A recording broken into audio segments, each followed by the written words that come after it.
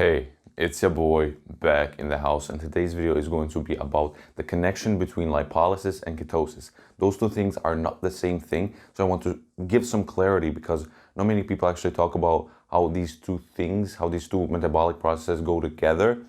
So first things first, what is lipolysis and what is ketosis? Lipolysis is a process that takes your fat cells, basically, and takes triglycerides.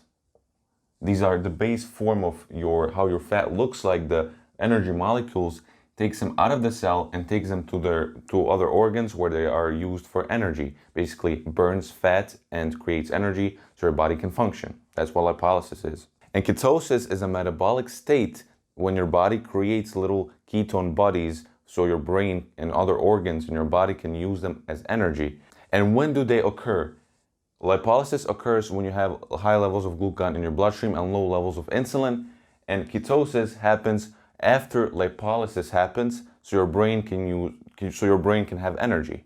So first thing you need to understand is how your fat cell look like. This is your fat cell. Inside of it, you have little bodies, energy molecules that are called triglycerides. They're called triglycerides because they have one molecule of glycerol and 3 molecules of fatty acids. This is crucial to understand, so just stay with me. So after for example, you are in lipolysis, that's when your body takes these little bodies, gets them out of the cell, puts them in the bloodstream. When it gets them out of the cell, it breaks them down into these little 4 pieces. And basically, this part, this head of theirs, is glycerol, and it's taken to the liver. It goes through the bloodstream, glycerol, and then glycerol goes to the liver, where it undergoes gluconeogenesis.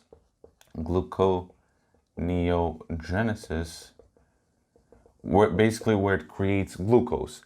So when it creates glucose, every cell in your body can use it. Your brain can use glucose. Every single organ, your heart, your liver, your pancreas, everything can use glucose as energy in your body.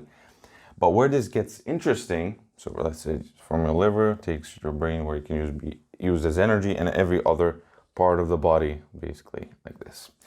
So where ketosis comes into play is when, okay, if this is what happens to glycerol, this molecule, then what happens to 3 fatty acids that we left? They are also used by almost every organ in your body except your brain. They're also used as energy by most organs in your body, but the most important thing is the brain cannot use them.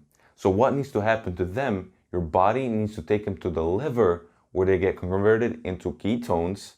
But the reason why it needs to be converted into ketones is because ketones can pass a blood-brain barrier. So basically your brain can use them as energy, but fatty acids cannot pass the blood-brain barrier. That's the reason why your body needs to create ketones out of fatty acids. So basically, these little 3 fatty acids go out of the cell, get into your bloodstream. Basically, then just through fatty acids, your body can function off of that. But your brain cannot use them. So what your brain has to do is take these little fatty acids, take them to the liver where they get converted into ketones